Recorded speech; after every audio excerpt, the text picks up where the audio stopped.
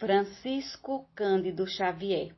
Evolução em Dois Mundos, 10º livro da coleção A Vida no Mundo Espiritual, ditado pelo Espírito André Luiz.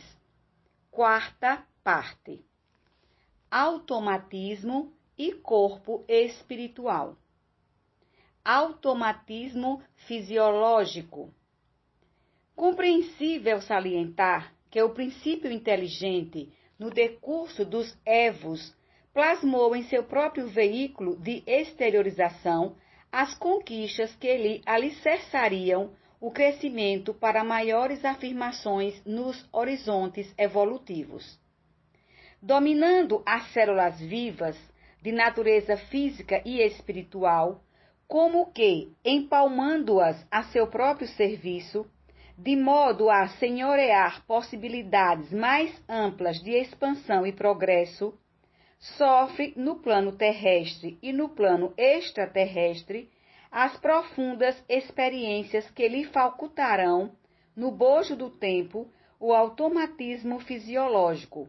pelo qual, sem qualquer obstáculo, executa todos os atos primários de manutenção, preservação e renovação da própria vida. Atividades reflexas do inconsciente. Sabemos que, em nos propondo aprender a ler e escrever, antes de tudo nos consagramos à empresa difícil de assimilação do alfabeto e da escrita, consumindo energia cerebral e coordenando o movimento dos olhos, dos lábios e das mãos, em múltiplas fases de atenção e trabalho, de maneira a superar nossas próprias inibições, para depois conseguirmos ler e escrever mecanicamente, sem qualquer esforço, a não ser aquele que se refere à absorção, comunicação ou materialização do pensamento lido ou escrito, porquanto a leitura e a grafia ter-se-ão tornado automáticas na esfera de nossa atividade mental.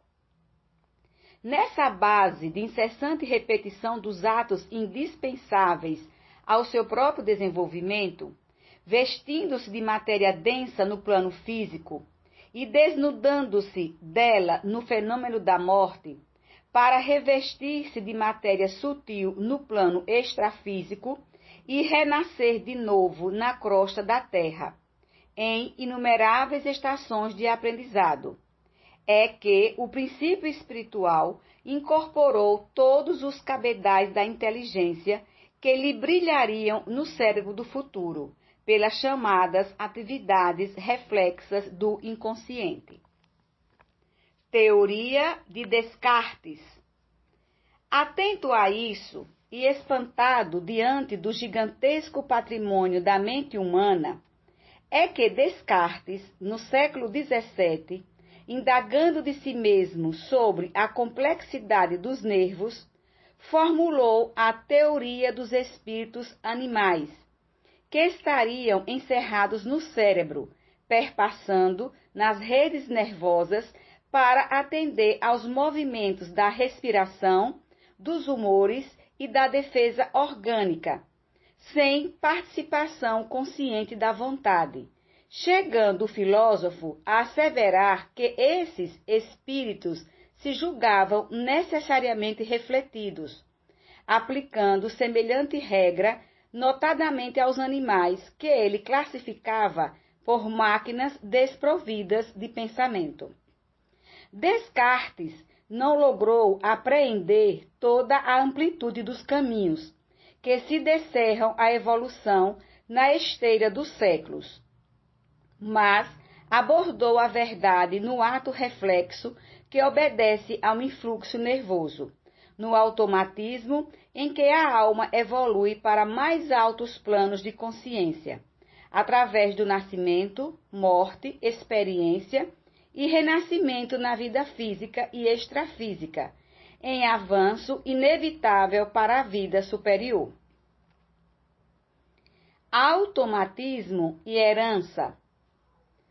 Assim como na coletividade humana, o indivíduo trabalha para a comunidade a que pertence, entregando-lhe o produto das próprias aquisições. E a sociedade opera em favor do indivíduo que a compõe, protegendo-lhe a existência no impositivo do aperfeiçoamento constante. Nos reinos menores, o ser inferior serve à espécie a que se ajusta, confiando-lhe maquinalmente o fruto das próprias conquistas, e a espécie labora em benefício dele, amparando com todos os valores por ela assimilados, a fim de que a ascensão da vida não sofra qualquer solução de continuidade. Se, no círculo humano, a inteligência é seguida pela razão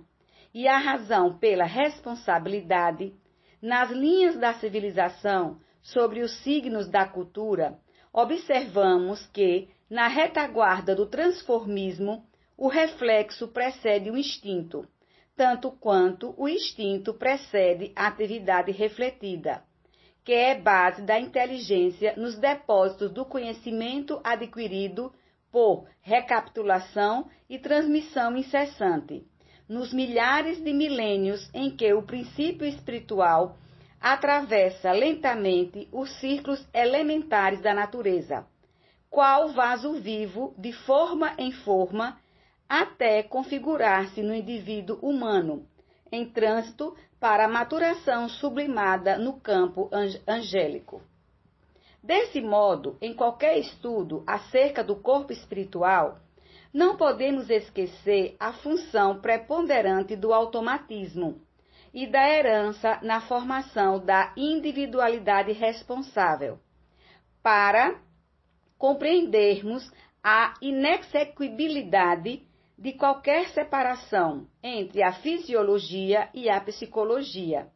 porquanto, ao longo da atração no mineral, da sensação no vegetal e do instinto no animal, vemos a crisálida de consciência, construindo as suas faculdades de organização, sensibilidade e inteligência, transformando gradativamente toda a atividade nervosa em vida psíquica. Evolução e princípios cosmocinéticos. Os dias da criação, assinalados nos livros de Moisés, equivalem a épocas imensas no tempo e no espaço, porque o corpo espiritual que modela o corpo físico e o corpo físico que representa o corpo espiritual constituem a obra de séculos numerosos, pacientemente elaborada em duas esferas diferentes da vida, a se retomarem no berço e no túmulo, com a orientação dos instrutores divinos que supervisionam a evolução terrestre. Como semelhante enunciado, não diligenciamos de modo algum explicar a gênese do espírito, porque isso, porquanto, implicaria arrogante e pretensiosa definição do próprio Deus. Propomos-nos simplesmente salientar que a lei da evolução prevalece para todos os seres do universo, tanto quanto os princípios cosmocinéticos que determinam o equilíbrio dos astros são, na origem, os mesmos que regulam a vida orgânica na estrutura e movimento dos átomos. O veículo do espírito, além do sepulcro, no plano extrafísico, ou quando reconstituído no berço, é a soma de experiências infinitamente repetidas, avançando vagarosamente na obscuridade para a luz. Nele, situamos a individualidade espiritual que se vale das vidas menores para afirmar-se, das vidas menores que lhe prestam serviço, dela recolhendo preciosa cooperação para crescerem a seu turno, conforme os inelutáveis objetivos do progresso. Gênese dos órgãos psicomáticos. Todos os órgãos do corpo espiritual e, consequentemente, do corpo físico foram, portanto, construídos com lentidão, atendendo-se à necessidade do campo mental em seu condicionamento e exteriorização no meio terrestre. É assim que o tato nasceu no princípio inteligente, na sua passagem pelas células nucleares, em seus impulsos ameboides, que a visão principiou pela sensibilidade do plasma nos flagelados moleculares expostos no clarão solar, que o olfato começou nos animais aquáticos, de expressão mais simples, por excitações do ambiente em que envolviam, que o gosto surgiu nas plantas, muitas delas armadas de pelos viscosos, destilando sucos digestivos,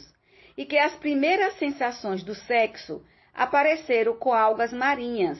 providas não só de células masculinas e femininas que nadam, atraídos umas para as outras, mas também de um esboço de epiderme sensível, que podemos definir como região secundária de simpatias genésicas. Trabalho da inteligência. Examinando, pois, o fenômeno da reflexão sistemática, gerando o automatismo que assinala a inteligência de todas as ações espontâneas do corpo espiritual,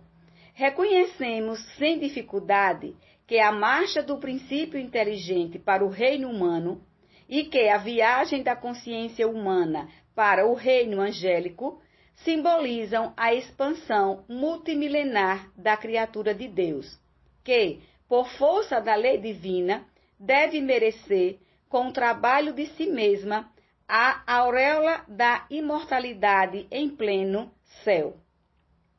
Pedro Leopoldo, 26 de janeiro de 1958.